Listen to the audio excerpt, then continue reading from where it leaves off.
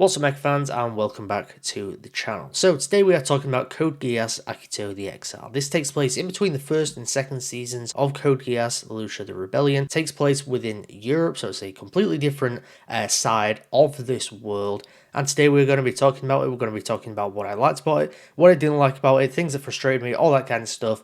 But before we dive into it, I want to hear from you guys. So head on down to the comment section below. Let me know your thoughts on this series if you've seen it. And while you're there, please do leave a like on this video and subscribe if you're a fan of Mecha anime content and want to see plenty more videos like this in the future. So far, I've talked about both Lelouch of the Rebellion and Lelouch of the Resurrection on the channel. I have pretty much polar opposite opinions on them. One of them I love, one of them I think is pretty much a perfect show. The other is a movie that I don't like its existence. I don't think it's the worst thing ever, but I also don't think it's the best thing ever. So going into Akito the Exiled, I'd heard middling things about it, but also some quite good things, and I was generally really enjoying the series, and I think all the way through, I generally enjoyed it.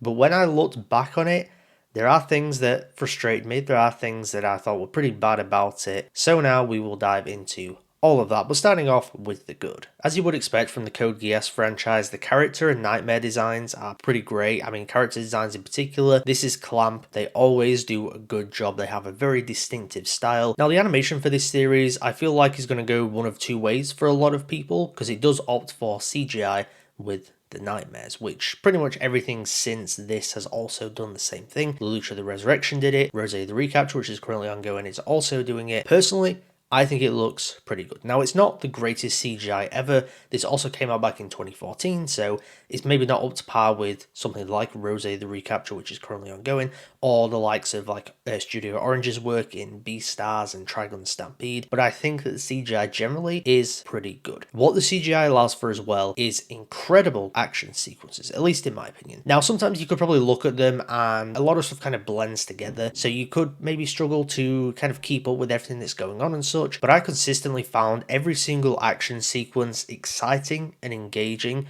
and also it's so dynamic. The camera movements that you get with this CGI, it's like constantly moving around and kind of going under objects, following nightmares around. There's one specific action sequence that really stands out to me, and it's in the fourth OVA, where essentially in this big airship, but it's pretty hollow inside, aside from platforms and railings and stuff. And you have most of our nightmares going up against this other nightmare and some other drones as well, and the camera is just kind of moving around with them as they're kind of grinding on rails, but also kind of jumping down onto other platforms. And there's so much movement in the camera work that makes it incredibly exciting to watch. The thing I love most about Akito the Exiled though is that it explores a different corner of this world. As much as I'm thoroughly enjoying Rose the Recapture, it explores pretty much the same place, but in a kind of different time. Because this takes place in Europe during the same time as the original series, you just get a generally different perspective, where you get to see Europe's perspective on Britannia's reign, their treatment of Japanese people, and how it's ultimately influenced Europe because they're afraid of Britannia, so they're kind of following similar rules to them. And it's just generally got a much more interesting and different worldview.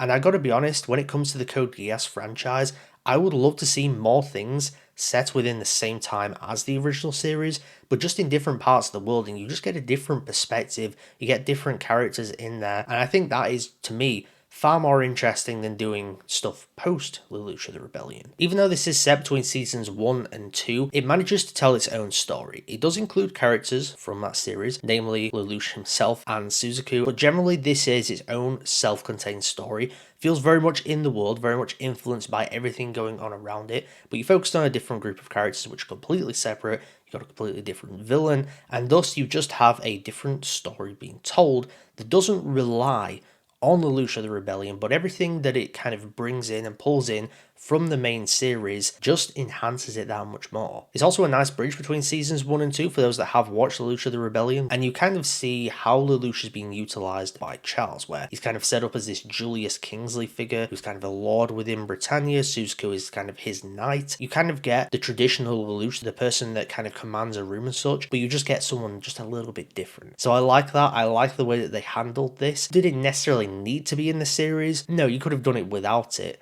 But I liked seeing it. I always like seeing Lelouch, and you get a different kind of side to the relationship between him and Suzaku, and to me it was fascinating to watch. Feel free to correct me in the comment section, but from what I could see, it also doesn't mess up the continuity, which is always a plus. Moving away from the characters that we already know and love though, let's talk about the new characters here, this group that you essentially have where they're going on kind of covert missions within Europe, and the thing I like most about them is the group bond that is formed, specifically with Layla, Akito, and then these three other 11's Japanese people that were essentially deemed as terrorists. They tried to attack them in the first episode, but then they're kind of brought into the fray, and you just get a nice bond that forms between them, especially when it comes down to episode 3. It's just kind of relationships bonding and forming, and Layla trying to learn about the world, and it's just nice. Like, a lot of people will look at that episode and see it as completely filler, totally unnecessary, and just a departure from the main plot.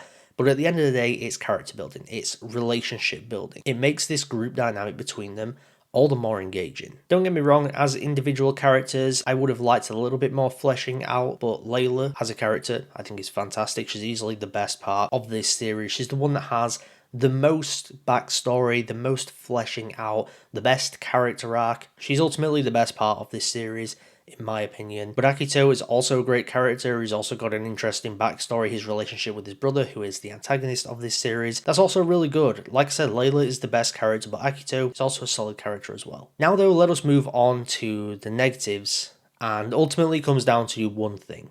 And that is the major, and I mean major, writing issues that Code Geass Akito the Exiled has. Now, I'm not going to sit here and act like Lelouch the Rebellion does not have its fair share of questionably logical moments, but it does follow the rules that it sets. Everything that it sets up in that series, it follows through with the ideas of the Geass, the kind of drawbacks of them as well. It sticks to those rules that it sets itself. Akito the Exiled, it doesn't. Now, as you sat there watching it, it is a thoroughly entertaining series. I enjoyed my time with it completely. I was never bored. I enjoyed every single episode. I thought it was good. I thought it was a great time. But then when it finished, and when I looked back on it overall, and looked back at certain things, I thought, this is kind of lazy. There's so much lazy writing here.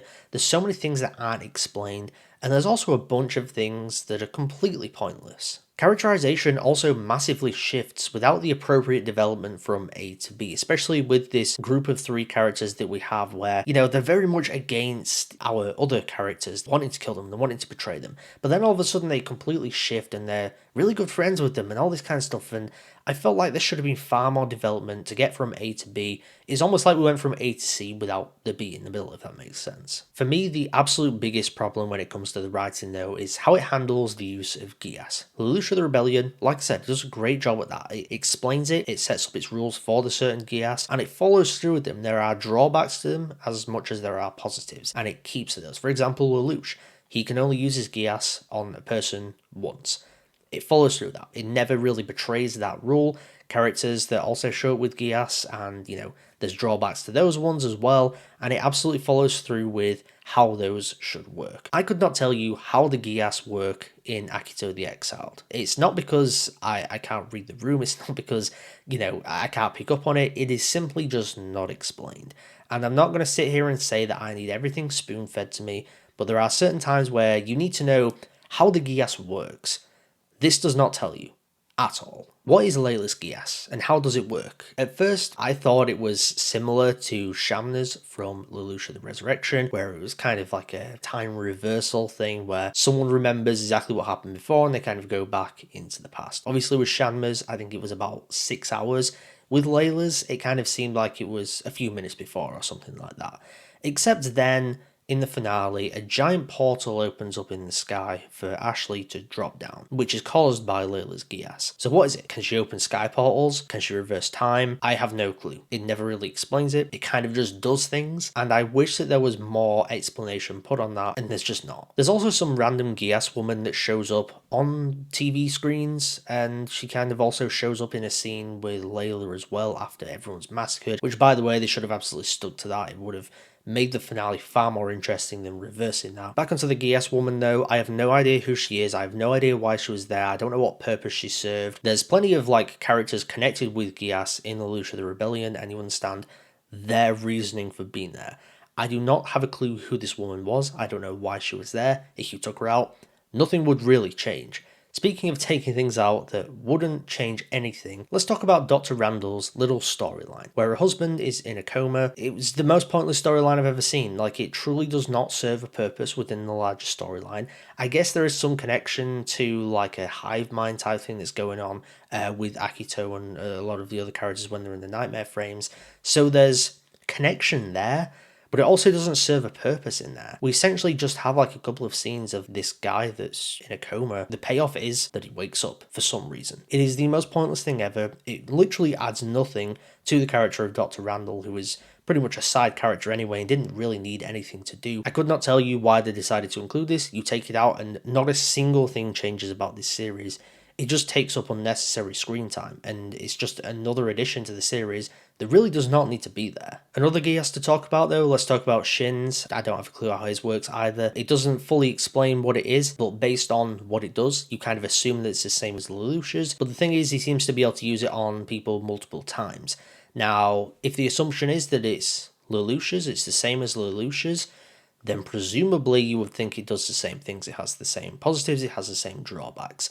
And when it doesn't, you kind of question, okay, is it the same thing? If it's not the same thing, what is it then? Finally though, and this isn't necessarily a writing problem, this is actually just a marketing problem, they mismarket the finale. Now, I wasn't there when this originally came out, but every time that an episode ends, it kind of has a teaser for like the next OVA. And at the end of the 4th episode, it showcases a very, very small teaser, and it's Layla with her clothes kind of ripped up a little bit. She's holding Shin's ponytail, which I think he gave to her at the end of episode 4. If not, it was in early episode 5. And she's got her Geass eye activated. She's in a blizzard. It's hype. You kind of look at it and you think, oh, what's going to go down here? The thing is, that scene is not in episode 5, and it would have been so cool if it was. It seemed like a far better kind of ending for like a finale for the series that would maybe feel a little bit more in line with like the kind of darkness, bittersweetness of the original Lelouch the Rebellion series. Now, if you can see behind me, this is the Blu-ray copy. Now, the actual Blu-ray copy, the front cover for it, is that same shot of Layla. They put it on the marketing stuff, they put it on posters, they put it on the front covers of Blu-rays, and it is not in the series, and it would have been so cool if it was, but it's just not. Gotta be one of the most disappointing feelings I've ever had when that thing didn't happen, and we just ultimately got an ending which was fine. It was a little bit more like of a happy ending, but it also just felt safe and kind of boring. But overall, in case it wasn't obvious, I have very mixed feelings on Akito the Exiled. There are some serious writing problems here. There's pointless subplots, things that aren't explained, characterization doesn't always completely add up. At the same time, it does have good things going for it. I think it's got pretty decent characters. It's got a good core dynamic between all these characters. It's got great character design, great nightmare design, great action sequences and animation. It delivers a lot of what you'd maybe want. It has really great world building, expanding on things from Lelouch the Rebellion, but also adding on new things, giving us a different perspective. And, you know, it doesn't help to have Lelouch and Suzuko in here, bridging that gap between seasons 1 and 2. There's things that it does very, very well, but there's also a lot of serious problems when it comes down to the writing, which for some people, it might not bother them as much, but for me personally, the more I thought about it and the more I still think about it, the more it seriously annoys me and is a real drawback of something that otherwise could have been really, really great. So with all that in mind, I'm going to give Code Geass Akito the Exiled a C. But those were my thoughts on Code Geass Akito the Exiled. Before I get out of here, please do leave a like on this video and subscribe if you are a fan of Mecha anime content and want to see plenty more videos like this in the future. Stay tuned because I will have more videos on this series. I'm going to have a character tier list, of course, and a nightmare tier list. More Code Geass videos to come in the future. Rose the recapture is currently ongoing. Once that comes to a conclusion, I'll have a full review, character tier list, nightmare tier list, and probably all the videos to come on it as well. Thank you once again for tuning into Mecha Chat today. I'll see you guys next time.